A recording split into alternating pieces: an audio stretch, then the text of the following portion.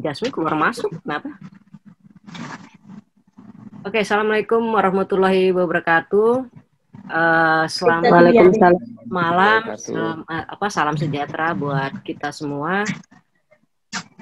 Nah, kalau yang sesi kali ini sih saya sebenarnya ingin mengulas pelan-pelan karena dari hasil uji sempro kalian, saya nggak tahu ya, saya dapat berapa, saya lupa. Mungkin kali ada 12 atau lebih ya saya. Saya nggak tahu. Hari ini aja saya ada 6. Kemarin ada 3, sebelum-sebelumnya juga. Saya nggak hafal sih. Awalnya saya cuma dapat 8 untuk uji kalian. Terus tiba-tiba hari ini itu, yang harusnya hari ini itu cuma 3 ya. Terus tambah 3. Ya mungkin saya sekitar 11 atau 12. Oke, kita mulai mereview untuk nge-refresh. Kemudian karena tadi dari hasil sempronya Sari, dia menggunakan Mendeley dan itu langsung terjadi ini ya. Untuk daftar pustaka dia otomatis ya. Jadi tetapi ada huruf besar, kapital semua, itu karena kalian pengetikannya atau seperti apa, saya itu belum pakai Mendeley sih, cuma saya baca Elsevier ada menerbitkan software kan untuk daftar pustaka, dan itu sebenarnya memudahkan Elsevier untuk ngecek benar bahwa daftar pustaka yang yang ada di dalam setiap paper yang diajukan mereka itu A1 itu dalam artian benar adanya paper tersebut. Jadi sebenarnya seperti itu. Saya tuh melihat memang itu membuat lebih mudah ya, mempermudah para peneliti, kemudian mempermudah juga bagi jurnal terutama internasional untuk ngecek satu persatu sumber dari kutipannya mereka. Oke ya. Jadi kalau saya cuma ingin mereview, kalian kalau ada yang masih belum paham, kasih tahu langsung aja, Bu, ini agak dipelankan, Bu, ini diulang, Bu, gitu ya. Jadi supaya ini kalian juga bisa nanti membantu teman-teman yang lain gitu. Oke. Jadi kalau sebenarnya kan yang kalian, kalau kita masuk ke sini udah pada paham ya? Jadi ontologi, epistemologi, dan aksiologi udah paham? Dibuka aja ininya, untuk kita bisa diskusi, mute-nya. Jadi kalian bisa nyala. Untuk yang slide ini udah pada paham? Jadi kalau mau penelitian dari observasi, kemudian kalian tahu ada fakta yang tidak sesuai dengan yang seharusnya, nah itu yang disebutkan masalah. Jadi adanya kenyataan di lapangan atau di hotel atau di mana yang kalian lihat dan seharusnya nggak begitu. Itu ditambah kemudian dikalikan dengan konsentrasi kalian apa. Kemudian bagaimana cara untuk menyelesaikan masalah itu? Nah itu digunakan metode penelitian, yaitu digunakan epistemologi ini. Dan untuk siapa hasil penelitian itu disebut aksiologi. Jadi ini dulu yang paling gampang, jadi harus diingat.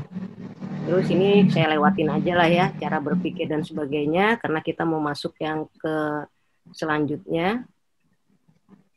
Kemudian, nah ini juga ketika kalian nanti ditanya orang, nah udah tahu ciri-ciri ilmiah, ingatnya apa singkatannya? Losada. Jadi kalau ditanya losada, udah pada tahu L-nya logis, O-nya objektif, S-nya sistematis, A-nya andal, D-nya dirancang atau direncanakan oleh kalian, dan ada akumulatifnya. Jadi losada itu gampang banget untuk diingat. Nah ini yang jenis-jenis penelitian kemarin udah pada paham lah ya, ada penelitian dasar, penelitian terapan, kemudian ada metode penelitian menurut metodenya.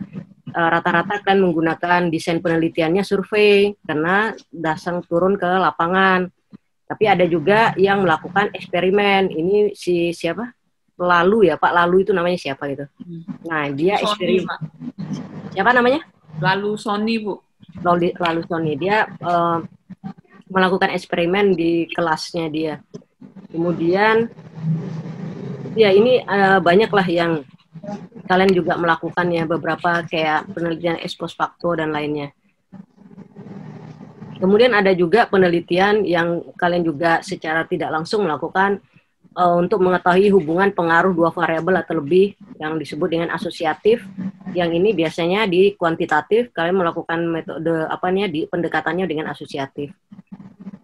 Nah, terus ini yang berpikir induktif dan deduktif. Udah paham ya sampai di sini ya? Kalau deduktif dari yang umum ke khusus. Kalau yang induktif itu kebalikannya. Jadi ngomongin dari yang kekhususan dia, kekhasannya dia, terus yang ke general. Itu simpelnya kayak gitu deh. Simpel banget. Ini ada Akbar dari Medan siapa? Kemudian perbedaan kuantitatif dan kualitatif. Dan seharusnya kalau teman-teman mau gunain kuantitatif itu wilayahnya harusnya luas. Kalau yang sempit, yang hanya desa, hanya di suatu kawasan wisata, itu biasanya menggunakan kualitatif. Nah, memang kalau di dalam kuantitatif itu dia berada di permukaan. Kemudian dia mempersoalkan frekuensi, mempertanyakan masalah pengukurannya, alat ukur statistik. Dan tadi si Sari juga diminta Pak Himawan pakai apa, Sar? Pakai ini Bu, PLSM atau SEM, pengganti regresi linear bergandanya. Ya, jadi karena itu dianggap udah kuno ya, udah lama, masih banyak sih orang menggunakan. Cuma karena ada yang terbaru, biasanya itu lebih lebih kayak kalau Vision itu lebih dia terupdate lah gitu. Nah, kemudian yang paling penting, dan ini untuk semua, kalau ada di sini batch 24 yang ikutan, karena tadi batch 24 itu dia mau ikut gitu. Nah, langkah-langkah dalam penelitian atau dalam penyusunan proposal. Jadi kalau saya tulis di channel saya itu cara mudah untuk membuat proposal. Nah, ini dulu gini. Jadi langkah pertama kalian udah ngelihat dari observasi dan faktanya apa, gapnya di mana, itu yang dirumuskan. Jadi kalau kayak tadi Sari ujian, dia ngelihat bahwa orangnya loyal ini gitu ya, tapi kenapa kinerjanya menurun? Karena kan dapat informasi juga, misalnya dari Pak Freddy, karena Pak Freddy yang GM-nya ya. Nah, kemudian Sari tuh pengen tahu, harusnya kan kalau kalau dia loyal terus tetapi dia kinerjanya rendah, ada nggak ya pengaruh bahwa loyalitas dia itu karena dia ada pelatihan dan mungkin aja kalau dia rendah kinerjanya bisa jadi bahwa ada hubungannya dengan atasannya, kepemimpinannya, kan gitu tuh banyak masalah yang di list ya. Nah, tapi Sari kemudian hanya pengen ngambil, ya udah saya ngambilnya yang ini aja deh, coba dihubungkan dengan, ada nggak hubungannya kalau dia dapat pelatihan yang bagus, kemudian itu membuat dia loyal gitu ya. Nah, sedangkan Pak Freddy mengambil masalahnya, ada nggak ya, misalnya kecerdasan kepemimpinan terhadap pengaruhnya terhadap kinerja karyawan. Nah, itu kan kalian ngambilnya pada tempat yang sama, tapi yang membedakan kalian apanya? Rumusan masalahnya kan? Nah, itu yang nanti kenapa rumusan masalah itu sangat penting, karena itu membedakan penelitian satu sama yang lainnya. Kalau udah ada rumusan masalahnya, kalian batasin. Kalau masalahnya banyak, ya kalian bukan mau jadi Superman atau superhero. Mau nyelesain semua masalah dengan penelitian sekaligus. Nah, itulah kalian fokusnya itu apa? Fokusnya itulah dibuat di pertanyaan-pertanyaan penelitian. Tapi Sari tadi salut deh buatnya 5 gitu ya. Banyak amat dia ngebuat pertanyaan penelitian. Artinya tujuan penelitiannya dia buat set objektifnya itu 5 gitu. Gitu. Jadi itu tahap pertama kali harusnya itu kalian itu temanya udah tahu nih. Oh iya, loyalitas ya, bicaranya loyalitas. Oh, coba lihat masalahnya apa. Terus kalian set dari rumusan masalah itu ngefikkan judulnya udah tepat atau enggak, itu dari rumusan masalah gitu. Nah, itu setelah itu penyusunan tinjauan pustaka. Tinjauan pustaka ini nggak asal nyusun gitu. Jadi yang bagi yang udah direvisi, coba cek lagi punya kalian itu menyusun tinjauan pustakanya udah bener belum? Teori-teori itu dapat nggak membantu menyelesaikan masalah yang kalian angkat? Itu sebenarnya itu yang pertama kali tujuannya. Nah, kalau untuk rumusan hipotesis, sekarang kalau tinggal menjawab pertanyaan Sari punya 5, berarti hipotesisnya ada 5, ya kan? Hipotesis karena jawaban sementara dari pertanyaan penelitian gitu. Nah, dari situ baru kalian nanti melakukan pengumpulan dan pengolahan data. Nanti setelah kalian turun, jadi nanti pengumpulan data itu kan harus disesuaikan. Apakah kuesioner yang kalian buat itu sudah tepat? Bagaimana cara ngujinya? Kayak Ricky nanti kalau dia mau pakai misalnya Google Form, dia buat pertanyaan-pertanyaannya. Udah tepat nggak? Udah menjawab nggak ya pertanyaan-pertanyaannya? Atau misalnya Bu Jasmi, dia mau melihat orang ini melakukan kunjungan ulangnya, kenapa ya? Nah, dia kan harus buat di dalam pertanyaan, dalam kuesionernya dia gitu. Nah, itu yang kalian harus lakukan. Setelah seminar proposal, cek lagi instrumen penelitiannya, udah tepat belum? Ibu nanya dulu, Bu. Oke. Ibu kan aku kan belum dapat melulu nih Bu yang perumusan masalah yang Ibu baca tadi. Nah, apakah kan Sari kan ambil pelatihan lingkungan kerja, lalu terhadap kepuasan kerja, loyalitas. Apakah di perumusan masalah itu Sari perlu jelasin yang dari awalnya si fenomena atau si fakta mengenai si pelatihannya itu, lalu lingkungan kerja itu apa harus dijelaskan, dikaitkan dulu sebelum jadi pertanyaan itu, Bu? Jadi kalau rumusan masalah kan kalau Sari udah mengidentifikasi banyak masalah nih, ya kan? Kemudian Sari pilih misalnya 1 atau 2 yang masalah yang memang mau Sari angkat, gitu. Kan nggak semuanya yang mau Sari selesaiin. Pasti dalam suatu kayak manajemen hotel pasti banyak lah ya masalahnya ya gitu kan, apalagi sekarang COVID, orang digaji cuma 50% ya kan, kalau sekarang banyak banget digali. Nah, makanya Sari cari yang tadi, kenapa kita bilang tadi rendahnya kinerja karyawan di hotel A misalnya kan, ya padahal gitu banyak pelatihan selalu diberikan setiap bulannya untuk yang internal dan eksternalnya, itu Sari bisa sebutin gitu, itu udah penjelasannya Sari. Udah sampai situ paham ya? Kan Sari tadi mau nyatain itu kan? Iya. Nah, padahal dia ada pelatihan setiap bulan, ada lagi yang untuk ini, ada yang itu. Nah, udah tersusun tuh kemudian. Nah, oleh karena itu kan Sari berdasarkan rumusan itu, timbullah pertanyaan penelitiannya kan? Maka disusunlah pertanyaan penelitian 1, 2, 3, 4. Ada nggak ya pengaruh gitu misalnya? Apakah ada pengaruh kinerja karyawan terhadap pelatihan yang diberikan gitu kan. Jadi Sari coba memberikan bertanya dalam hati, kenapa ya kok gini? Nah, itulah yang fokus penelitiannya si Sari. Ya. Paham ya sampai situ ya? Ya, Ibu. Sip. Nah, itu kita ya nanti setelah kalian sekarang ini, yang penting setelah seminar, nanti pengumpulan dan pengolahan datanya, instrumen penelitiannya tolong dicek lagi. Jangan sampai nanti begitu udah dapat data, diolah, nggak tepat ternyata, harus turun lagi. Aduh, coba. Apalagi kalau kondisi sekarang, Ricky disuruh balik lagi tuh ke restoran Puncak, nongkrongin lagi, ya kan Ki? Mabok, Bu, mabok. Itu. Makanya kamu harus ngecek dulu ya nanti ya instrumennya ya. Oke, siap Bu.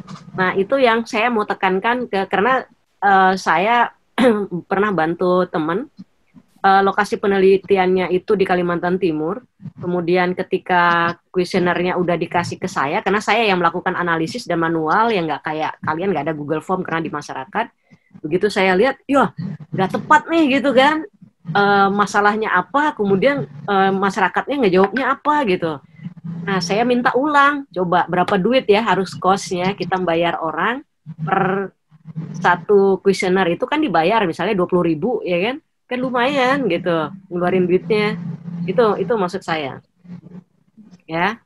Nah, ini kalau di dalam langkah, jadi kalau langkah mudah untuk membuat proposal, ketika udah observasi awal, udah tahu masalahnya, kemudian untuk memastikannya, Sari kemarin pasti ngobrol-ngobrol sama Pak Freddy dan lain itu lanjutan namanya. Kemudian membuat dugaan-dugaan, itu namanya hipotesis. Setelah dugaan-dugaan itu, untuk membuktikannya, dibuatlah susun tesisnya, proposalnya, berdasarkan ditunjang dengan teori-teori yang untuk menyelesaikan atau membantu menyelesaikan masalah yang ada di rumusan masalahnya. Nah, ini yang tadi Sari. Jadi kalau masalah itu adalah adanya gap antara kenyataan yang Sari temukan dengan yang seharusnya gitu.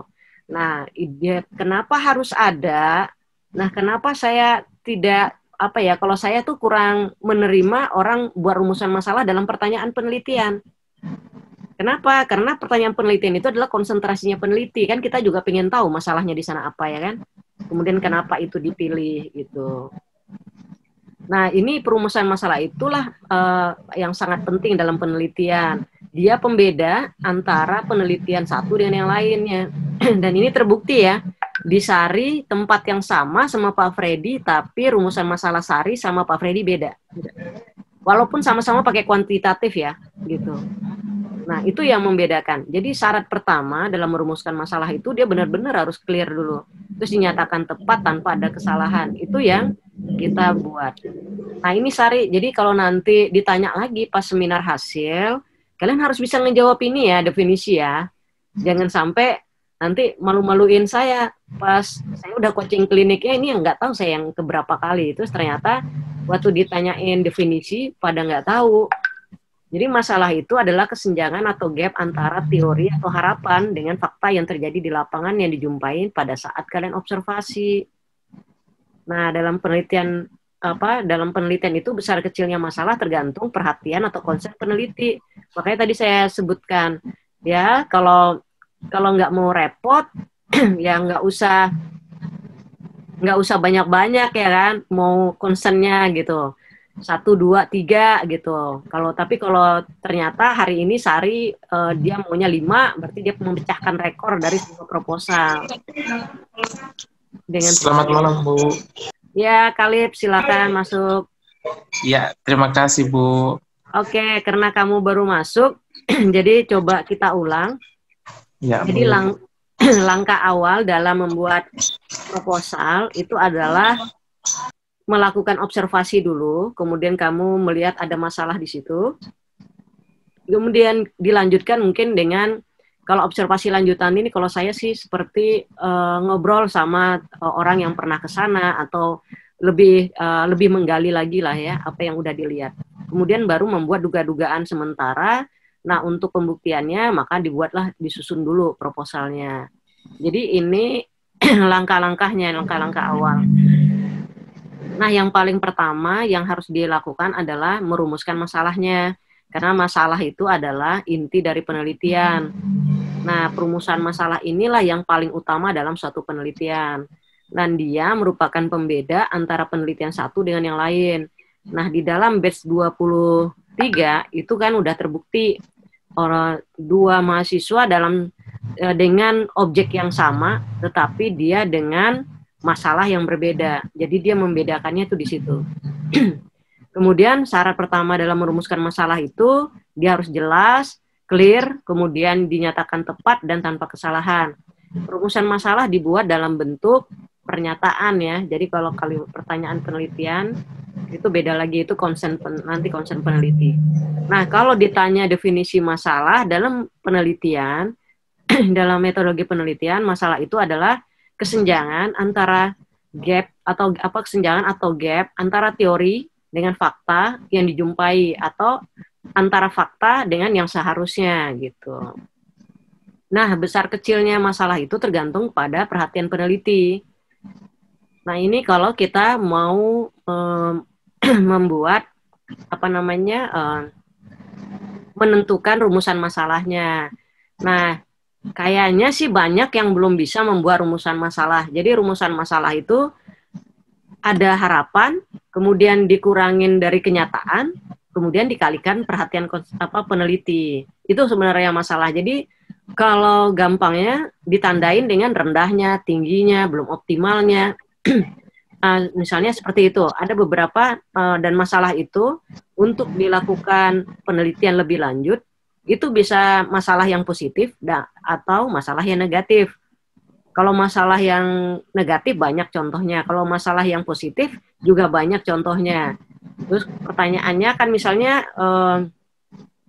tingginya kunjungan ulang, misalnya kayak saat kemarin siapa ya, yang di Jakarta Aquarium, padahal tiketnya itu mahal, tergolong mahal untuk penduduk Jakarta, harganya tuh 170.000 sampai 200.000, tapi ternyata banyak kunjungan berulang ke situ. Nah itu kan jadi pingin tahu apanya ya, wah ternyata misalnya ada pembaharuannya, mungkin ada nggak tahu lah, ada giveaway-nya mungkin ya, kita nggak tahu dah di dalamnya.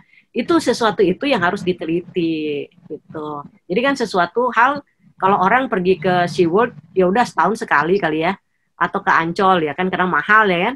Nah tapi kalau misalnya ada satu tempat kemudian orang pingin berkunjung berulangnya itu bagus, artinya perlu diteliti apanya ya menarik gitu. Itu jadi masalah seperti itu. Nah ini tadi kalau Sari baca ini, jadi inilah perhatian peneliti diwujudkan dalam bentuk pertanyaan lebih lanjut seperti mengapa kesenjangan itu terjadi. Itu yang disebut question research. Nah, jadi beda ya Sari ya antara rumusan masalah dengan pertanyaan penelitian.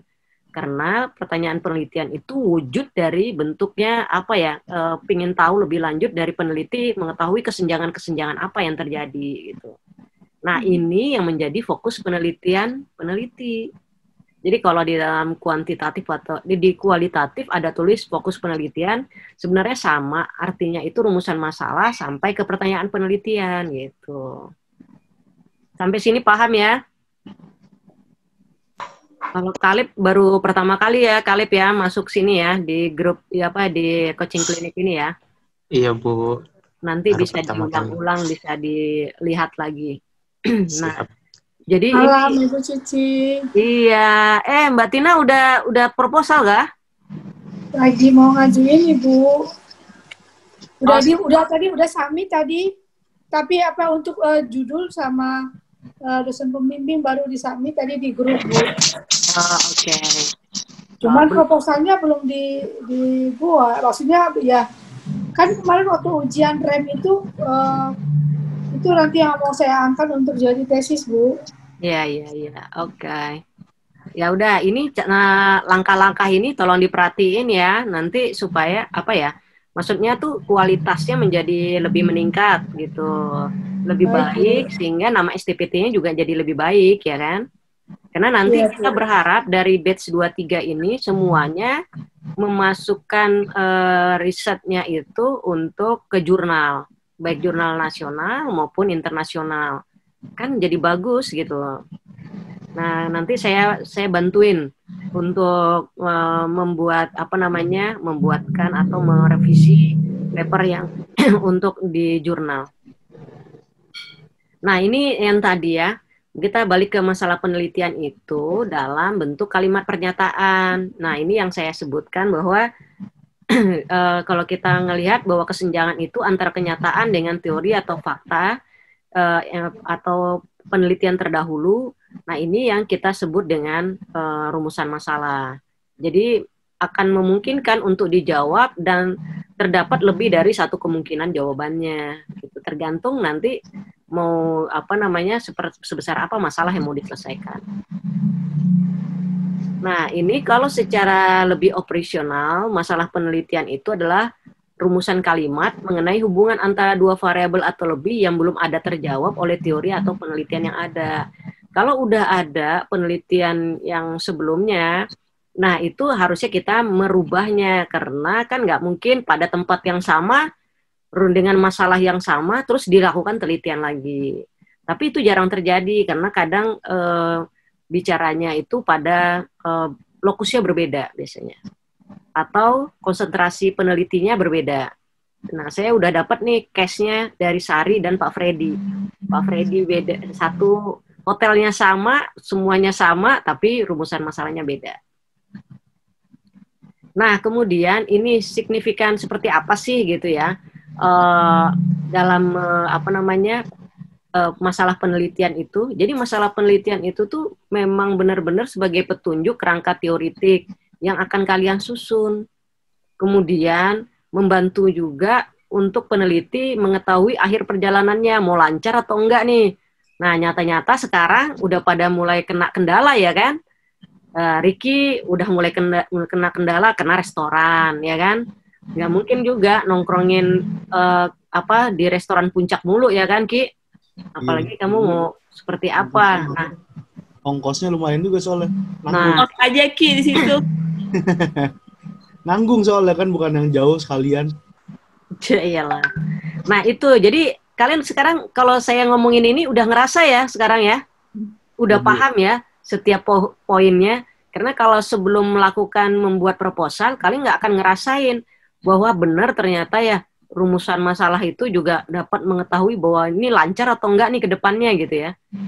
Nah, itu juga nanti membantu peneliti melakukan konfirmasi ketepatan judul dan tujuan penelitiannya. Nah, kemudian mengetahui seberapa besar sih bobot dan orisinalitas penelitian kamu.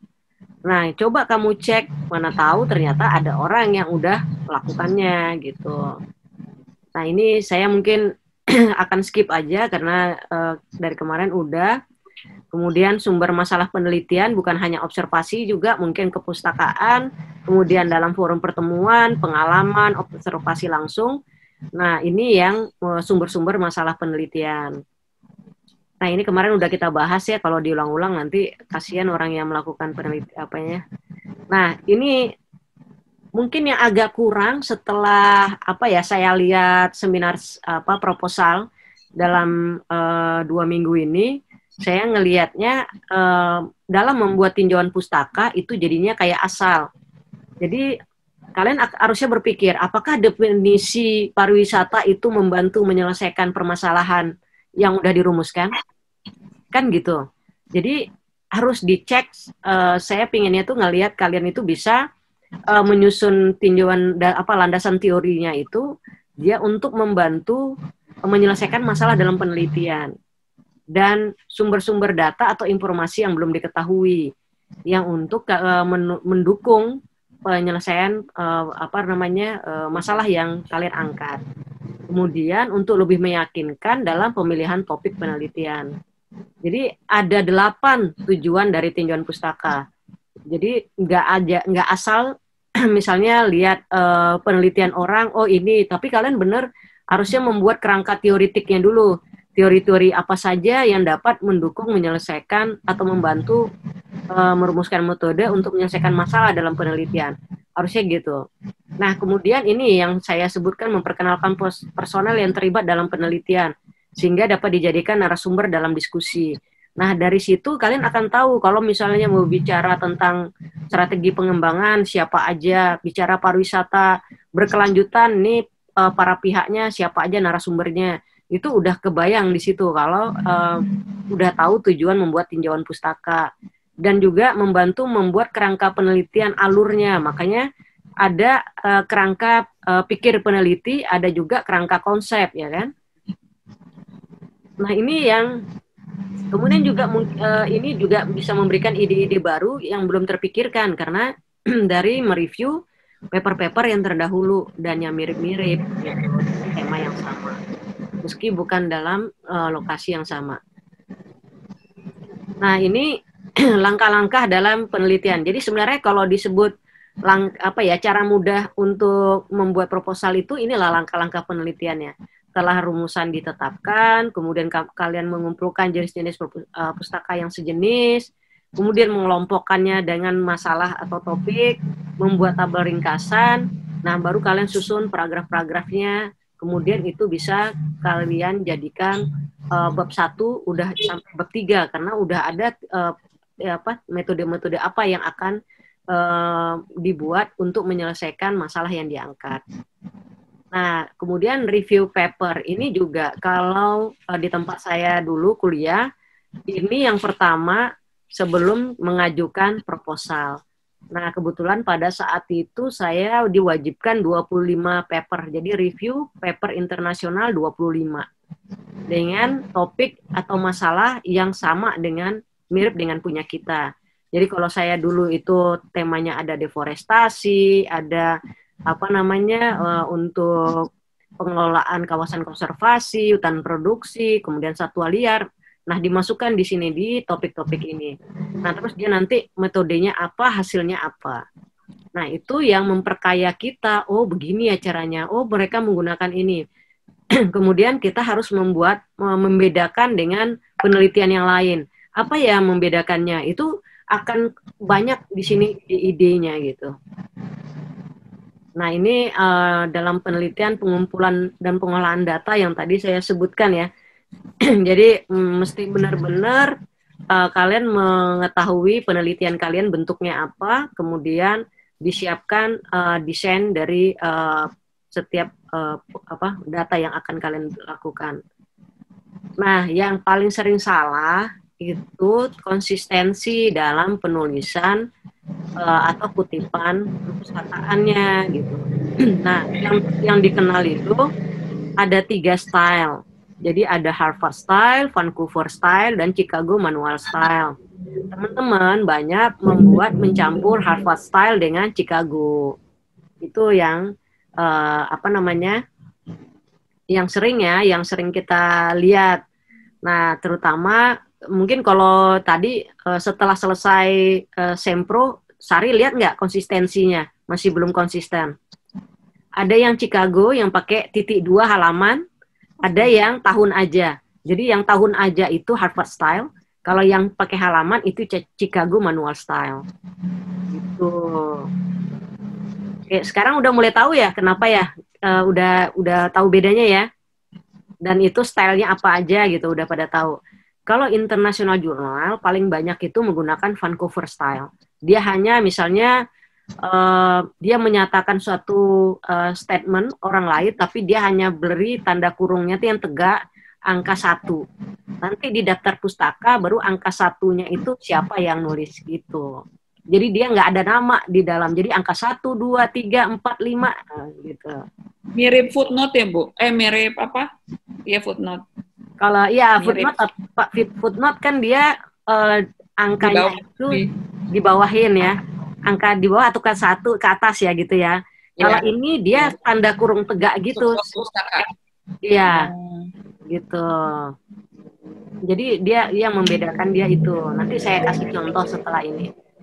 Kemudian ini cara-caranya, cara membuatnya. Jadi saya juga ngambil dari beberapa tulisan, kemudian coba merangkumnya. Bagaimana sih cara penulisan? Kalau dalam teks seperti ini, selalu kita ngelihat ada tanda kurungnya ya, gitu ya. Atau kayak gini, tanda koma, di dalam.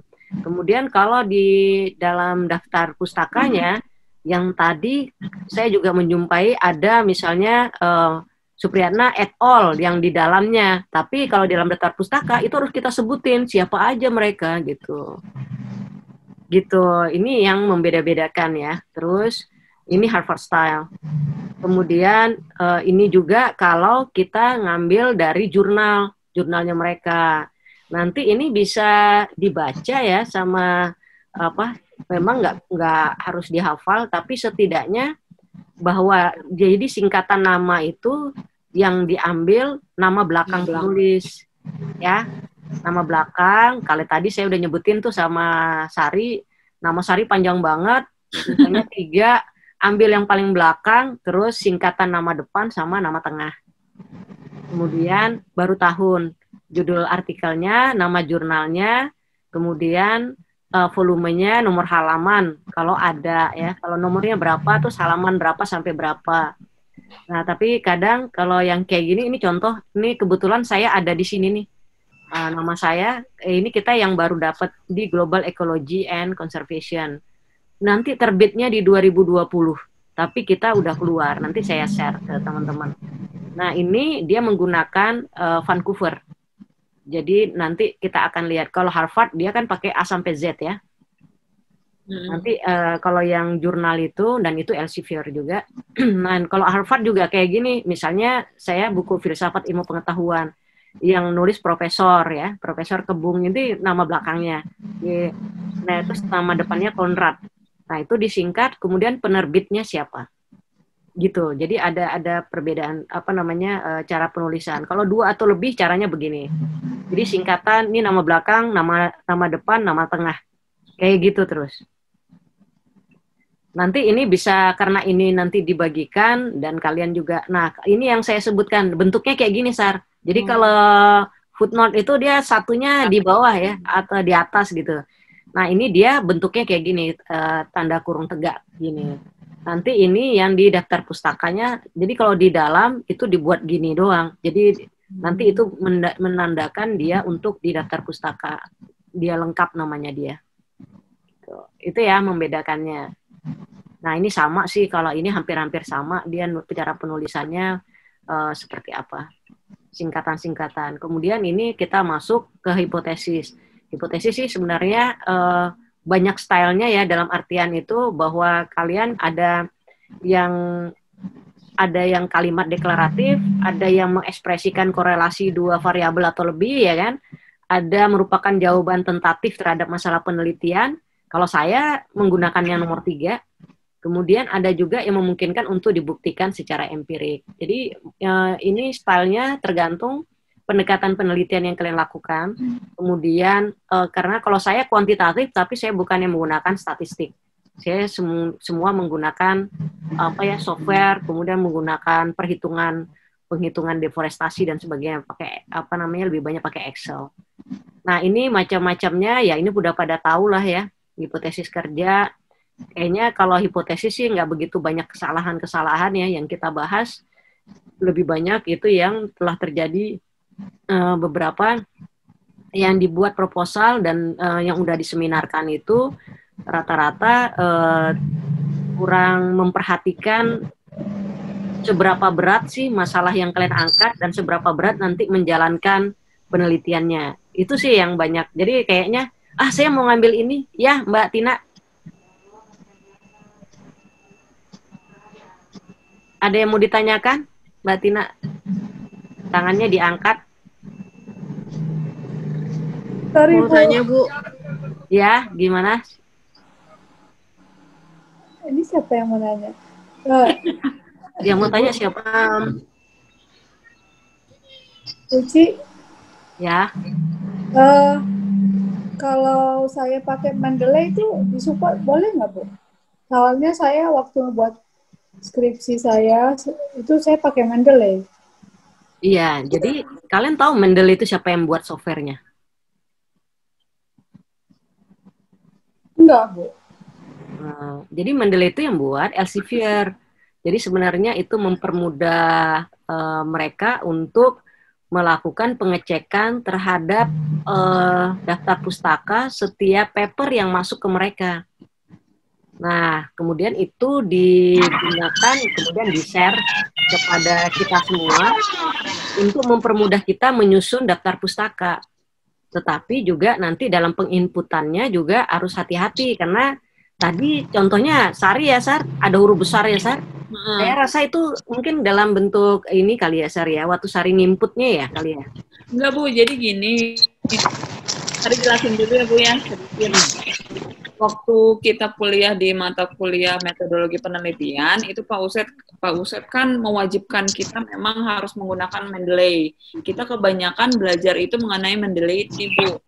Nah, terus jadi Pak Uset itu mengajarkan kita itu untuk tidak edit manual, Bu. Nah, pada saat kita ngetik itu download dari Scholar, habis itu kita buka di Mendeley desktop-nya, lalu pada saat pengetikan itu juga kita tinggal cari. Nah, jadi dia otomatis masuk, lalu kita kasih space di paling belakang itu untuk dijadikan daftar pustaka. Nah, kalau untuk editnya itu cukup untuk mengedit, misalnya kita mau namanya namanya di depan, dalam kurungnya hanya cukup tahun doang. Tapi kalau yang ngubah kok atau segala macam, kita nggak disarankan seperti itu. Hanya nama judul berubah lalu tahun hanya sebagai itu sih Bu. Makanya jadi Sari hanya masukin lalu otomatis ke daftar seperti itu.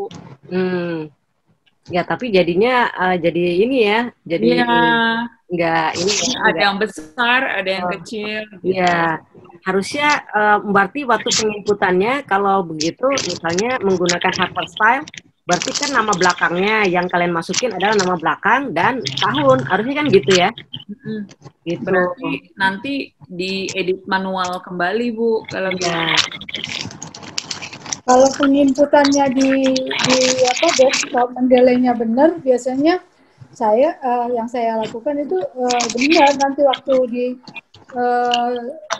skripsi atau di ininya gitu. Dia biasanya ngikutin dari yang di Scholar itu loh Bu, yang kita downloadnya. Iya. Jadi tadi Sari tuh ada yang huruf besar semua gitu. Ya. Nah itu kan kalau di dalam Harvard Style ya harus diedit manual gitu. Jadi enggak total semua karena menggunakan Mendeley terus jadi benar ya kan? Gitu. Bentar, saya ada yang mau saya tunjukin mana ya? Ada contohnya tuh kalau kemarin begitu saya ngecek ternyata keren banget itu. Sekarang ya udah tinggal ngeklik keluar paper-paper yang ada di daftar pustaka kita gitu. Jadi udah ngeling bagus. Iya. Nah, ini saya coba ya saya lihatkan ya. Ini adalah paper yang kemarin udah kita masuk. Bentar, saya masukkan.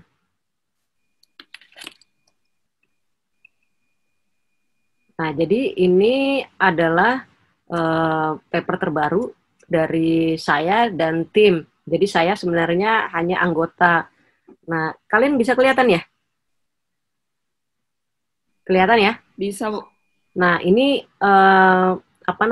Elsevier juga. Belum lihat, Bu. Belum tampil, Bu. Belum tampil. Belum tampil ya? Udah tampil belum ya punya saya? Sudah, Bu. Sudah, Bu. Udah, Bu. Udah, Bu. Oke. Nah, jadi ini contohnya. Ini kan nama saya ya di sini ya. Nah, ini yang konsep ini Q1.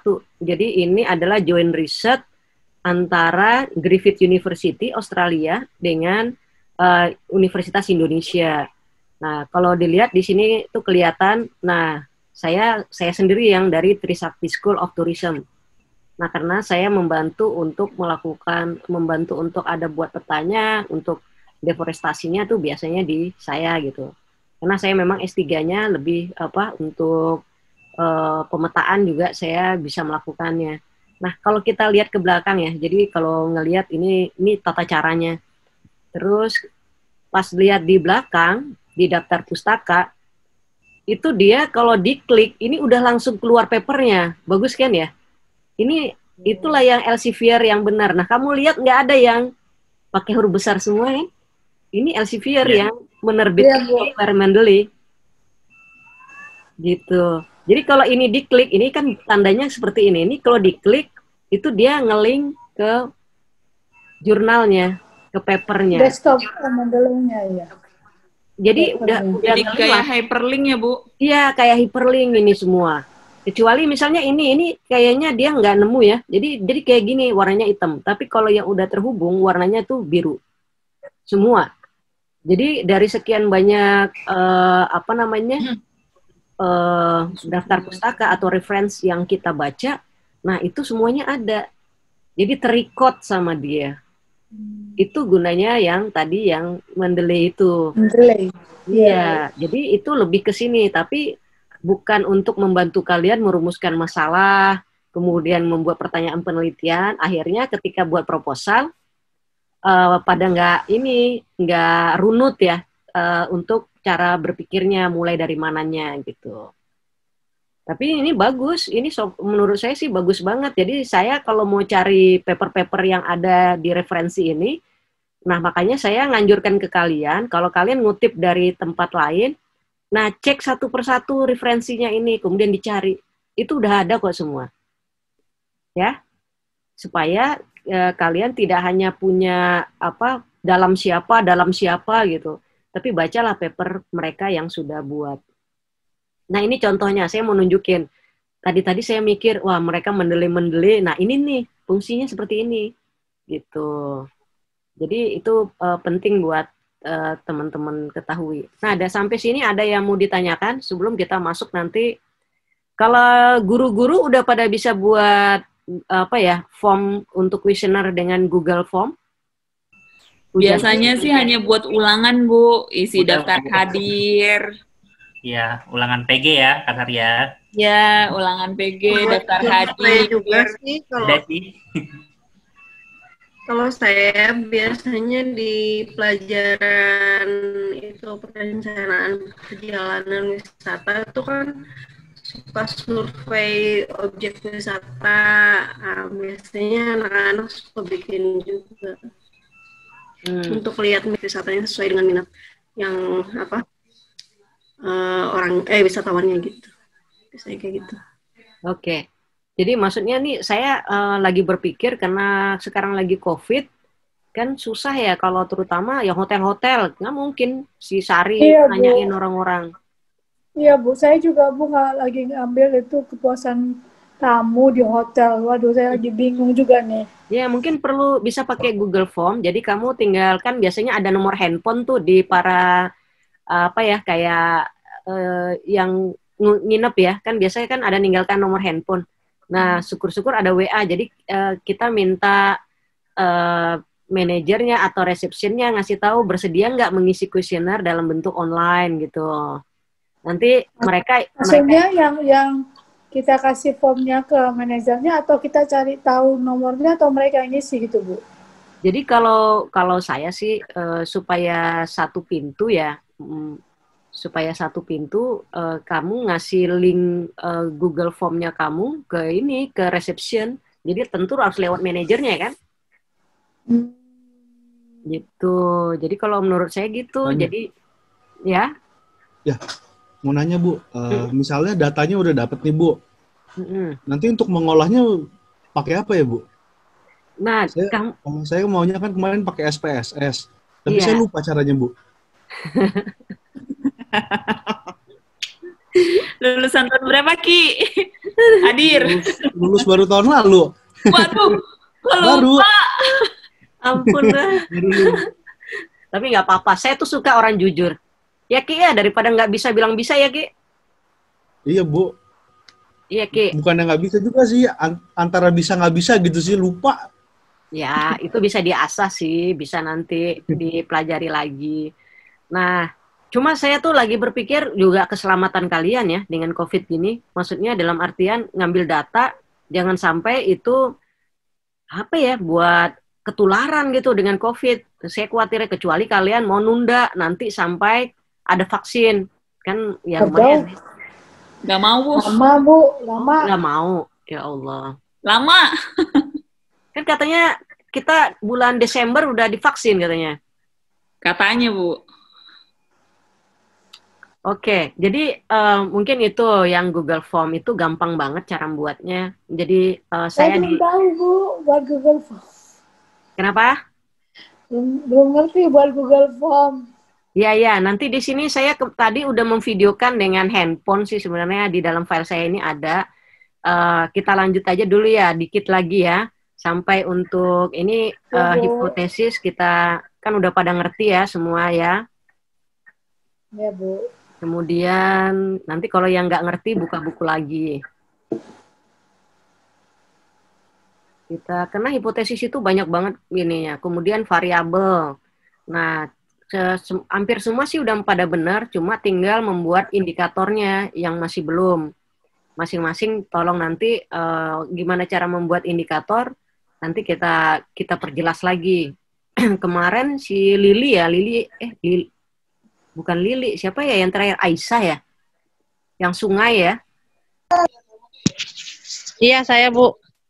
Tuh, kamu nanti indikatornya ditambah, Bu Ningrum itu kan udah minta keamanan ya kan? Kalau Siap Bu. jadi untuk wisata sungai, apa aja yang perlu diperhatikan, kamu tambahin. Sebenarnya apa yang disebutkan itu bisa menjadi indikator setiap, oh ya keamanan belum, kalau orang wisata sungai berarti harus pakai pelampung ya gitu kan. Nah kamu itu ngeceknya satu-satu gitu, jadi kamu tambahin indikatornya. Bu, itu kan ada 2 kemarin ya Bu, variabelnya itu kan ada kegiatan wisata sama satu lagi wisata yang ada 2 poin yang diambil, satu atraksi wisatanya kan kemarin. Nah yang saya ambil tentang keamanan fasilitas itu masuk di poin pertama atau poin kedua ya Bu? Oh, poin kedua. Kemarin saya udah bantuin kamu ngerevisi, bukan? Udah saya kirim belum ya? Udah Bu, kemarin Bu, belum saya buka. Aduh, pinter. Anak siapa itu? Bu, rebahan dulu, Bu, rebahan. Sekali tanya. Sekalian ngasuh Bu. Bu, rebahan dulu, Bu. Tapi minggu depan supervisi nih, Bu. Aduh, coba buka dulu. Kemarin saya sih udah buat bantu-bantu kamu ngetik. Kalau belum, nanti saya kirim. Tapi kalau misalnya kamu udah terima, revisinya, kalau itu bisa kamu tambahin, terus lebih didetailkan lagi. Kemudian paper yang terkait sungai, saya udah kirim ya sama kamu ya, Aisyah. Iya Bu. Nah, udah Bu. Berapa banyak itu papernya? Nah di paper itu kamu lihat tuh ada yang indikator juga kayak kamu untuk wisata sungai. Kayaknya tuh tinggal menyesuaikan dengan lokasinya kamu. Oke, siap Bu. Saya belum baca Bu. Tadi kemarin agak ngelegain hati dulu Bu. Udah selesai. Udah joget-joget dia. Tapi kocak banget lah dia. Joget-joget dia kemarin. Ya Allah. Seneng banget. Ibunya mau masuk di grup lagi. Makin malu sayanya. Nggak apa-apa. Kalau malu bisa menurunkan berat badan itu lebih baik juga sih. Jadi nggak perlu diet ya nggak? Oke. Langsung denger saya, Bu. Susah ya nurunin berat badan ya. Nah ini yang kebanyakan ya untuk validitas reliable-nya tepat atau enggak, nanti teman-teman tolong terutama kuesionernya ya mesti dicek lagi ya. Rata-rata yang kualitatif ya juga dicek satu persatu. Kalau kuantitatif kan lebih banyak dia mengetahui pengaruh ini terhadap apa gitu ya. Yang kualitatif yang biasanya walaupun dia menggunakan skala Likert mesti dicek dulu untuk validitas pengukurannya sehingga benar-benar nanti alat ukurnya, instrumennya itu tepat. Nah jangan sampai ngulang ya, capek ngambilnya, ternyata begitu udah didapat di datanya dianalisis ya kurang nih, nggak tepat gitu, ngambil lagi itu kayaknya nggak enak banget.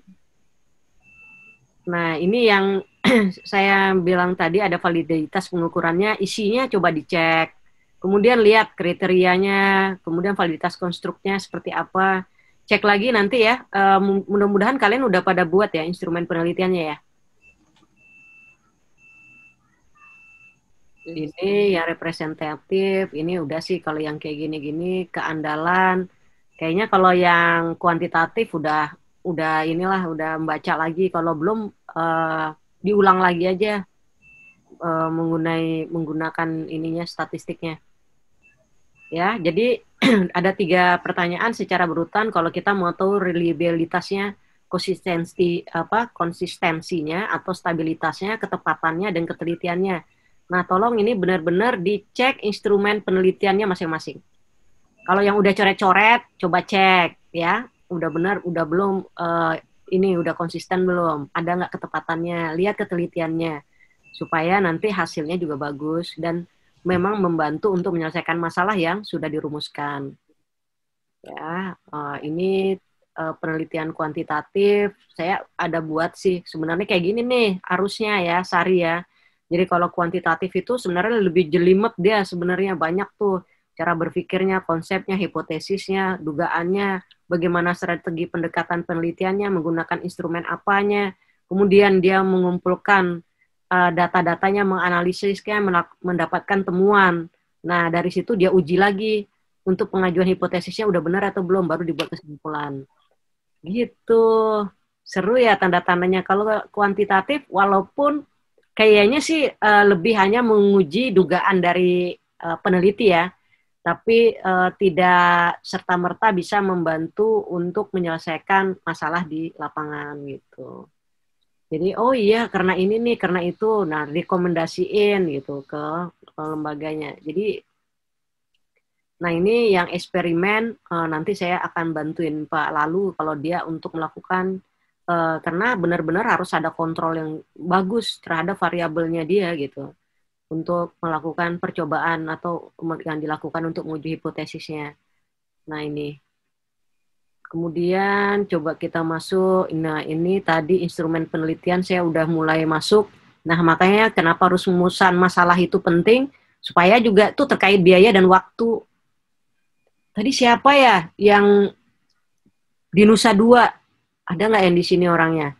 Nah, dia di Jakarta, terus penelitiannya di Nusa Dua, lumayan ya kosnya gitu. Nah itu sebenarnya mengambil rumusan masalah itu tergantung ini semua, ini termasuk biaya dan waktu gitu. Itu penyajian dan analisis data ini yang nanti kalian lakukan ya. Jadi data-datanya tuh digolongkan seperti apa, pakai kontinum, nominal, dan yang lain. Kemudian ini contoh-contohnya saya lewatkan aja. Nah nanti data dan penyajian data ini yang setelah seminar proposal, ini yang kalian harus lihat lagi. Jadi tugas peneliti itu adalah mendapatkan data untuk mengisi variabel penelitian yang kalian udah buat indikator-indikatornya.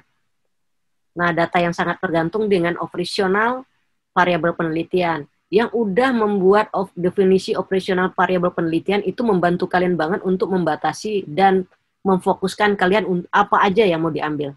Itu tuh bagus. Nah, di saya sih waktu itu paling utama. Jadi kami harus buat definisi operasional variabel penelitian kami.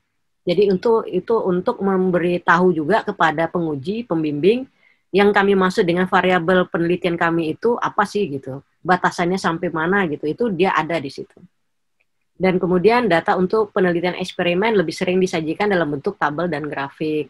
Ini yang kebiasaan. Kalau statistik seperti ini. Jadi di statistik saya coba juga mengumpulkan ya, misalnya kayak variabelnya satu, biasanya menggunakan metode analisisnya apa aja. Kalau buku metode analisis pariwisata, tadi saya udah share, itu dapat dari grup forum STPT, itu saya share ke kalian untuk kalian baca, karena sebenarnya udah ada di proposal kalian, hampir semua menggunakan itu. Nah ini teknik-teknik analisisnya, jadi ini pengukuran variabelnya, masuk statistiknya pakai apa, teknik analisisnya pakai apa, ini kurang IS. Sama. Oke, nah jadi kayak gitu ya, ini udah ada cara-caranya, termasuk uji-ujinya. Sebenarnya kalau kalian membaca paper-paper terdahulu, akhirnya kalian bisa dapat metode apa ya kalian mau menggunakannya gitu. Kemarin ada pertanyaan sebelum pada seminar proposal, untuk kita menggunakan metode apa itu gimana ya caranya ya Bu? Kemudian saya nyarankan baca paper yang sebelumnya mirip-mirip dengan tema atau masalah kalian. Jadi itu yang bisa membuka cara pikir dan juga mendapatkan jawaban menggunakan metode apa yang tepat. Gitu. Terus ini banyak banget nih soalnya kalau mau diikutin. Ini yang kualitatif, yang seringnya seperti ini, ada deskriptif, ada verifikatif, dan ground research. Kemudian ini yang saya sebutkan, jadi rata-rata kayak kita menggunakan survei.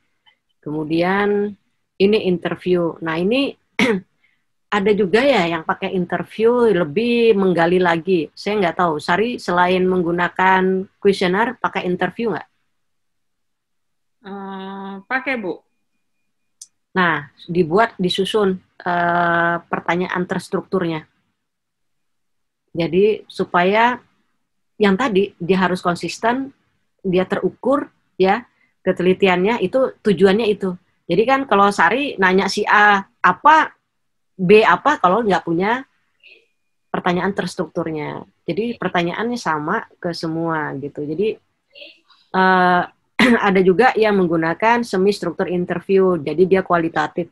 Social research itu dia menggunakan semi itu dalam artian dia bisa improvisasi ya, menambah dari masing-masing orang itu punya pengalaman, pengetahuan yang berbeda. Misalnya dia ngomong ke tokoh masyarakat, ada yang sama tapi mungkin lebih menggali, oh ternyata Bapak ini karena dia tokoh masyarakat, kita nanyanya lebih banyak. Kalau kita tanya hal yang sama ke masyarakat biasa atau pendatang baru kan nggak cocok ya, nggak sesuai. Di sosial bisa kayak gitu. Kalau di kuantitatif lebihnya dia terstruktur. Jadi udah mulai beda, udah mulai tahu ya, karena nanti kan akan masuk fase ini. Lumayan nih, seru kalau yang gitu. Oke. Ada juga yang pakai FGD, Focus Group Discussion. Nah ini biasanya yang suka membuat strategi pengembangan. Nah macam-macamnya ini. Bisa tidak formal, jadi misalnya mengumpulkan beberapa narasumber yang udah diidentifikasi, jadi sampelnya siapa, kan kalian udah mengidentifikasi tuh. Nah itu sampel-sampel itu kemudian diajak duduk bersama untuk membuat, misalnya mengidentifikasi internal dan eksternal faktor. Nah itu yang FGD. Nah ini yang kuesioner. Tadi kayaknya sih udah mulai bisa lah ya kalau membuat kuesioner aja. Jadi ada yang tertutup, ada yang terbuka, karena ada yang nggak mau, yang tertutup nih biasanya kalau saya kemarin itu, banyak yang nggak mau menyebutkan penghasilannya per bulan.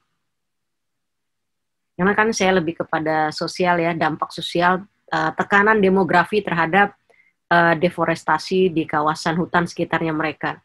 Kan kita bisa ngelihat kalau misalnya pendapatannya rendah, kemudian kebutuhannya tinggi, artinya selain dari pekerjaan dia saat ini, dia ada pekerjaan sampingan apa yang kita harus identifikasi, kan gitu. Nah ini juga partisipasi observasi, jadi dalam pengertian khusus masih banyak dijumpai metode-metode lain kalau dalam antropolog, sosial gitu. Jadi kemudian ini yang saat ini yang suka beda-beda. Jadi dari saya berapa orang yang saya uji ya semester ini. Saya juga lupa, tapi rata-rata ada yang kayak begini, ada yang rumusan masalah itu, ada identifikasi masalah, pembatasan masalah, kemudian ada pertanyaan penelitian gitu, beda-beda. Tapi ini saya ngambil dari pedoman dari Pasca ya. Nah ini sebenarnya juga nggak tepat ya kalau menurut saya, ilmu pariwisata, sabta pesona, pentahelik ini disesuaikan dengan, tapi rata-rata sih kalian kan kalau pariwisata yang lebih kepada alam atau masyarakat, itu lebih kepada bagaimana membangun strategi untuk pariwisata berkelanjutan. Kemudian di sininya tuh ada kerangka teori. Kerangka teori itu ya dalam bentuk dia flowchart gitu harusnya gitu. Terus ada kerangka konsep, ada hipotesis. Kalau saya membuatnya asumsi untuk kualitatif kan yang di dalam tinjauan pustaka. Nah ini kayaknya juga ada beberapa proposal yang tidak yang seperti ini. Karena katanya sih ada beberapa sumber ya, maksudnya pedoman yang berbeda. Nah, ini terus tadi siapa ya yang nggak ngerti membuat Google Form? Saya, Bu. Oke. Kak Tina, ini saya coba membuatkannya tadi ya. Saya masukin ke dalam sini. Jadi coba ya kalau kita putar. Baik, teman-teman. Jadi untuk di awal di sininya itu yang harus diketik. Google Form. Yang pertama adalah klik di Google, kemudian di address atau tujuan dari yang akan kita tuju, alamatnya kita ketik drive.google.com. Ini ngetiknya pakai tangan satu soalnya. Kak Tina langsung ngetik ya. Kemudian ngetik dulu. Ya. Oke, udah sampai situ belum? Google Drive, ya, udah Bu. Udah sampai? Balik lagi sini. Belum Bu, sabar Bu. Oke. Coba. Pelan-pelan ya. Jadi di address-nya ini diketik dulu Google. Tadi yang udah udah dibuat. Baik, teman-teman.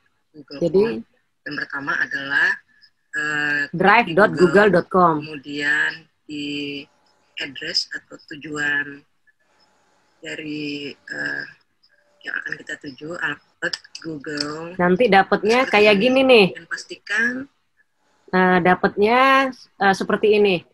Kemudian pastikan nanti pakai alamat emailnya yang mana, yang lihat yang paling kanan nanti ya. Ini kalau kita lanjutin.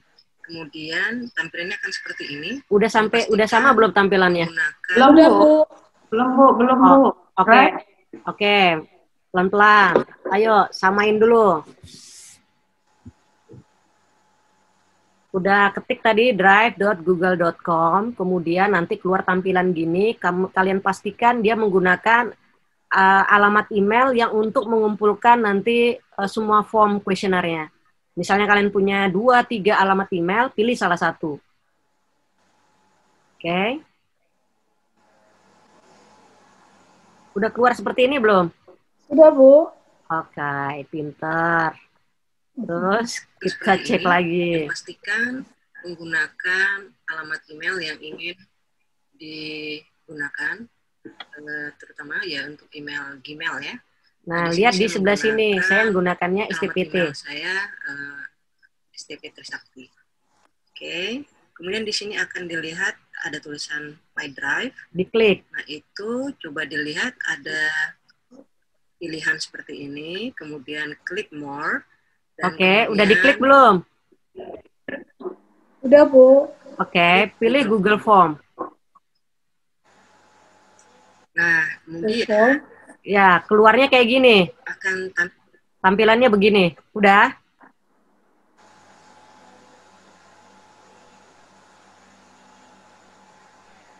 Formulir tanpa judul, oke ya Bu, udah. Oke, nah kemudian, sorry sih, balik lagi dia.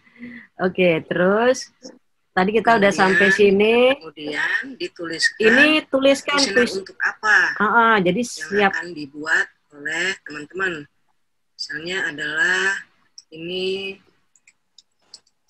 kuesioner persepsi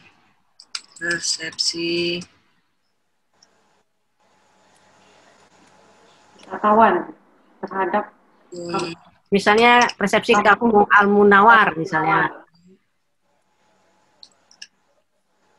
Nah, sekarang ketik dulu. Udah bisa belum ketik sesuai keinginannya kalian?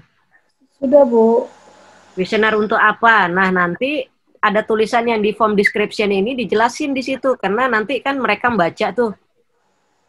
Nah, ini kan Al-Munawar misalnya saya tulis ya. Nanti form description-nya dituliskan. Ini kemudian dibuat form deskripsinya, apa dijelaskan bahwa kuesioner ini misalnya digunakan untuk penelitian, untuk mendapatkan gelar master pariwisata. Nah, untuk pertanyaan pertama ini dituliskan misalnya adalah ingin diketahui apa? Nama. Misalnya nama lengkap.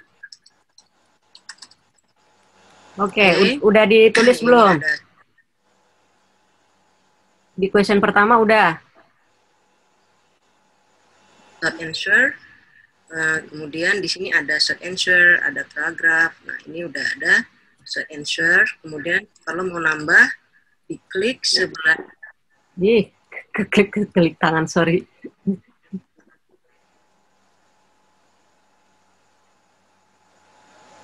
Oke. Ini ada short answer, paragraf. Nah, ini udah ada short answer. Kemudian kalau mau nambahnya ada di sebelah kanan ya. Nah, ini udah ketemu? Ya. Udah, Bu. Oke, nah kalian tinggal nambahin. Ada pertanyaan berikutnya. Pertanyaan berikutnya apa yang ingin diketahui? Misalnya adalah data dari responden mengenai nama, kemudian pendidikan. Misalnya gitu ya. Nanti kalian bisa atur sendiri ya. Nah, kemudian pendidikan, kalau silakan menggunakan apakah multiple choice, checkbox atau drop down. Drop down ini contoh, ini nanti akan tinggal dia akan memilih. Misalnya kita mulai dari SMP ya. SMP. Kemudian kita tambah. Nah, ini terus kayak gitu. Coba kalian juga buat ya. Misalnya SMP, SMA, S1, sampai S3. Coba buat juga terus ditambah di Google Form-nya. S2 dan S3. Oke, setelah itu untuk nambah lagi kita tinggal tambahkan, klik tanda tambah, add question. Kemudian Bu, bisa belum? Itu di lingkaran bulat-bulatnya itu nggak bisa diisi loh, Bu. Ah, kenapa nggak bisa? Ini saya 1 SMP tapi nggak diisi, yang nggak masuk gitu. Nomor 1-nya nggak bisa masuk, Bu, di dalam. Yang Ibu punya masuk itu bulat-bulatnya. Tadi yang di sini saya ulang ya. Yang untuk waktu pemilihan di sebelah kanannya. Coba kamu cek. Yang ganda. Ya, kan ada multiple choice. Ada multiple choice, pilih yang drop down. Tinggal. Oh, drop down. Ya, drop down ya, pilihnya yang di sebelah kanannya, di sininya. Oh. Oke. Udah? Udah, Bu. Sip. Udah bisa? Udah, Bu. Oke, jadi pilihnya drop down. Jadi nanti tinggal memilih. Kemudian kita lanjut ya. Klik tanda tambah lagi. Kemudian setelah tahu nama lengkap, kemudian jenis kelamin ya. Di sini jenis kelamin. Sama, nanti caranya jenis juga kelamin, cek lagi di sebelahnya. Aplikasi Dropbox aja, jadi tinggal dia akan memilih pria atau wanita. Ya. Oke, coba udah dibuat belum? Tambahkan apa yang ingin diketahui. Udah, Bu. Oke. Pengunjung ini. Misalnya, apakah dia ingin pertanyaannya, apakah dia ingin berkunjung kembali ke Al-Munawwar, begitu. Nanti jawabannya iya atau tidak, dan semuanya. Terus sampai kalau ada pertanyaannya, misalnya jenis kelamin, itu wajib diisi, maka diklik required seperti ini, ya. Ini kita sampai contoh dulu. Setelah itu kita cek, warnanya juga bisa kita ganti. Ini jadi kalau untuk mengganti warna, klik di sini customnya. Kemudian kalau saya suka warna orange, set. Nah warna orange saya lebih suka yang lebih pekat. Nah maka akan berubah jadi warna lebih pekat. Kemudian udah bisa belum ganti filter? Oke. Setting. Terus masuk Nah, setting. kalau kita mau collect email.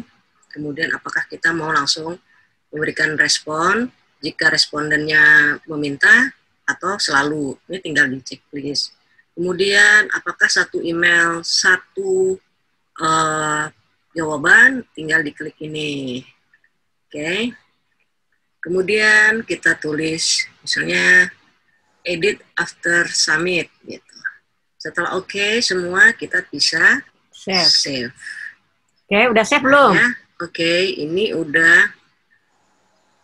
Pertanyaannya jadi seperti ini. Email itu menjadi wajib, kemudian nama lengkap, pendidikan, kemudian jenis kelamin, dan nanti semuanya pertanyaan yang mau teman-teman isi. Contoh email, kita buat emailnya apa yang harus kita isi. Misalnya,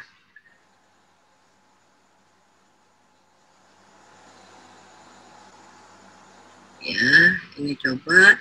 Kemudian ini previewnya ya. Ini bentuk dari. Jadi nanti di atas itu ada yang preview ya, bisa dilihat ya, yang jadi gambar tanda mata. bintang adalah yang dibutuhkan.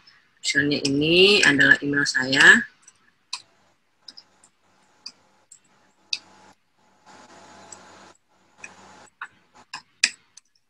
Oke. Kemudian nama lengkap. Misalnya begini. Ini ngetiknya tangan satu jadi lama karena yang satu pegang handphone. Adalah S3. Oke, kemudian jenis kelamin wanita dan seterusnya. Nah, setelah itu responden nanti tinggal submit ya. Kalau dia mau copy, dia akan klik ini, send me a copy to my response. Kalau enggak, dia tinggal klik. Nah, untuk melihatnya, ini kan sudah terrecord ya. Kemudian kita mau yang udah kita buat tadi, kita lihat ada respon. Nah, ini udah ada respon satu orang Dokter Cici. Nah, ini ya. Udah benar, udah bisa belum ngelihatnya? Terus ini, oke? Belum Bu, ulang Bu, belum itu sampai situ. Record di sini. Yang sampai mana? Udah submit belum? Ya, ini kirim kan submit. Ya. Terus Kemudian balik lagi yang ke form itu yang tadi, form yang pertama, yang tadi kan ada kamu tuh di dalam Google-nya. Kan ada questionnaire persepsi kiriman tangkap lain dari kirim terus di mana yang kirim tanggapan lain atau apa Bu? Ada yang di atas kamu kan ngelihat tuh ada yang preview, ada respon, ada yang questionnaire tuh sebelahnya ada respon. Ada nggak di atasnya? Ini saya yang sekarang di posisi ini Bu, yang Bu tunjukin sekarang kan ada kirim. Iya, udah dikirim. Kemudian kamu mau ngecek. Responden nanti tinggal submit ya. Ini kan submit. Kalau dia mau copy dia. Ini nanti yang ketika kamu udah submit. Oh, apa kita klik yang kirim salinan tanggapan saya itu ya? Enggak, itu nggak perlu. Melihatnya ini kan udah terrecord ya. Kan kamu tadi udah ada preview. Yang udah kita buat tadi ya ada respon. Kan udah ada. Nah, sebelahnya tuh ada respon kan? Sebelahnya ada dua folder kan di atasnya. Yang tadi udah saya isi. Itu kita bisa ngelihat. Udah. Itu dilihat di pengaturan, Bu? Bukan. Jadi ketika kalian udah membuat itu, kemudian kalian bisa ngelihatnya itu di ini kan tadi ada preview yang contoh yang udah kalian buat formnya dan di atas ada di atas tuh kemudian di sebelahnya tuh ada tulisannya respon kan dia ada dua apa namanya ada dua file doang. Udah kelihatan? Di edit itu ya Bu ya? Kenapa? Ini edit. Belum Bu. Belum ketemu? Belum. Mana ya? Bentar saya buat lagi kalau gitu. Ada di situ. Oh, respon ya, respon. Iya, itu udah ada ketemu. Lihat. Udah Bu. Kamu klik. Yang kamu submit tadi keluar nggak di situ? Keluar Bu. Yang ada email-emailnya kan? Ya, betul. Nah, kemudian terus klik, kita lanjutin kalau gitu ya, kalau udah ketemu ya. Bentar Bu. Kirain kamu belum ketemu. Bentar Bu. Yang ini kan Bu, ini kan? Bentar. Nah, jadi kita udah. Yang ini kan Bu? Baik, teman-teman. Nah, kamu udah sampai sini kan? Udah sampai sini udah keluar ya? Ini udah. Ini lah Bu, ini. Nah, udah. Sekarang kan udah kamu terrecord. Mau download. Mau download, lihat yang paling kanan ada tanda titik 3. Atau nih. Ada tulisannya download respon.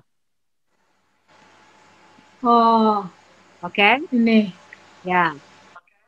Oke Bu. Oke. Dalam bentuk Excel. Nanti keluarnya dalam bentuk Excel. Nah, setelah hasilnya ada di sini, kita klik. Ini ya, ini formnya, kita buka. Nah, ini udah ada.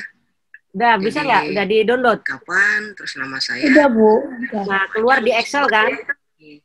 Seperti ini kan? Jadi udah ada di sini dalam bentuk Excel. Jadi tinggal ngumpulkan. Oke, itu ya. Udah. Ini ya Bu ya? Ya, jadi bentuknya dalam Excel. Jadi nanti kalian nggak... Ini ya Bu ya? Bentar, saya nggak ngelihat kamu. Bentar. Yang mana? Ini yang ngomong yang mana? Santina Tampunan. Oke, yang... Iya, nah kamu udah bentuk Excel kan? Nah, kayak gitu. Jadi cara mengumpulkannya seperti itu nanti. Nah, kalau respondennya 50, kamu nggak ngetik ulang kan? Jadi kalau kayak Bu Jasmi tadi, apakah mereka mau melakukan kunjungan ulang? Jawabannya iya, berapa orang, tidak berapa orang. Nah, dia sudah membuat statistik sendiri kan tadi ada apa namanya grafiknya ya kalau kalian ngelihat. Jadi nanti dari respon itu pendidikannya yang S1 berapa orang, S2 berapa orang, berapa persen itu langsung semua ada di situ. Tadi ngelihat yang grafiknya di mana ya Bu ya? Respon. Oh dia respon di. Memang harus agak pelan-pelan karena kan katanya banyak yang ini yang nggak biasa, familiar. Tapi kalau anak-anak muda biasanya tuh jago-jago lah ya. Caleb itu mah udah dia soalnya kalau anak muda sekarang udah sukanya mainnya itu apa live, Instagramnya live ya kan? Enggak Bu, masih belajar Bu. Ini nanti si Caleb ini perlu ngajarin maminya lagi nih. Oke. Siap Bu. Udah tahu ya, udah dapet ya?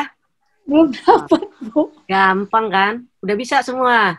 Seneng kan? Ya, dan itu gampang gitu. Webinar itu kan rata-ratanya juga gitu. Udah bisa Kak Tina? Bisa Ibu. Alhamdulillah. Nanti kalau lupa ya tinggal lihat lagi aja. Sebenarnya banyak sih namanya tutorialnya. Nah, kita kembaliin lagi yang tadi ya. Jadi ini udah sampai sini. Nanti kalian setelah ini uji draft proposal atau proposal yang udah ada tuh kalian uji lagi ya. Nanti karena kita nanti setelah proposal itu dilakukan penelitian, kita masuk ke bahasan publikasi hasil penelitian. Karena kalau bisa syaratnya nanti STPT itu minimal kalian ada 1 publikasi di jurnal nasional. Atau setidaknya di jurnal STPT. STPT kan punya jurnal. Nanti baru bisa ujian tesis. Kalau saya pinginnya gitu. Jadi kita nama STPT-nya juga makin lama makin naik. Kemudian kalau sekarang kita termasuk ranking 12 kalau nggak salah ya di Jakarta ya. Untuk Jakarta Selatan atau Jakarta ya. Kayaknya nomor 12 yang saya baca. Binus 1. Hebat. Gitu, jadi nanti lama-lama naik nilainya, akreditasinya bagus gitu. Ya yang siapa yang naikin? Ya kalian-kalian ini gitu yang membantu. Kita sebagai dosen mendukung untuk mahasiswa juga dapat membantu nama baik Sekolah Tinggi Pariwisata Trisakti. Oke, kita buka sesi pertanyaan. Udah jam 9 sih. Bu, rilisnya kapan Bu di YouTube ini? Besok. Jadi kan bisa ditonton lagi, Bu. Iya, nanti ditonton lagi, gampang. Penggemar Ibu tuh, Bu. Iya. Bu, yang tadi itu bukain dong videonya. Bu, yang tadi itu kan pertanyaan buka videonya semua biar masuk ke YouTube lah. Siap. Siap, Bu. Rasanya jelek. Bu, tanya, Bu. Ya. Yang tadi kan itu kuesioner, Bu. Nah, kalau yang wawancara bagaimana, Bu?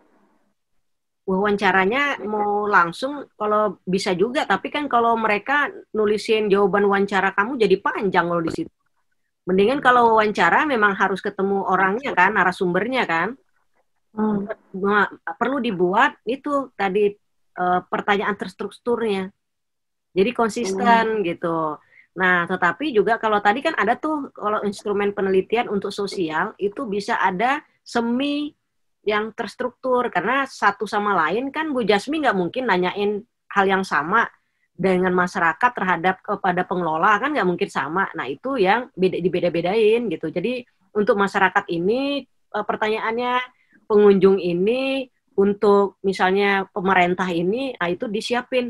Nanti makanya lampirannya ada untuk pertanyaan wawancara terstruktur pertanyaannya untuk masing-masing narsum itu beda-beda gitu. Jadi boleh kuesioner, boleh wawancara, Bu ya? Iya, tergantung Bu Jasmi maunya apa. Kalau Bu Jasmi bilang kemarin pakai skala Likert untuk mengetahui bahwa Kampung Al-Munawwar itu bagus atau enggak menurut pengunjung, ya pakai kuesioner kan. Mereka yang ngisi ya kan. Tergantung, makanya dilihat lagi seperti apa tujuan penelitiannya dari untuk membantu menyelesaikan masalah penelitian gitu. Gampang ya kan? Kalau udah gini gampang ya, karena udah seminar ya. Caleb kamu belum, jadi kamu masih ngeraba-ngeraba, saya yakin lah. Saya juga Bu masih meraba-meraba. Memang belum sempro. Belum, Bu. Oh. Kita baru masuk semester 2, Bu. Iya, Ibu.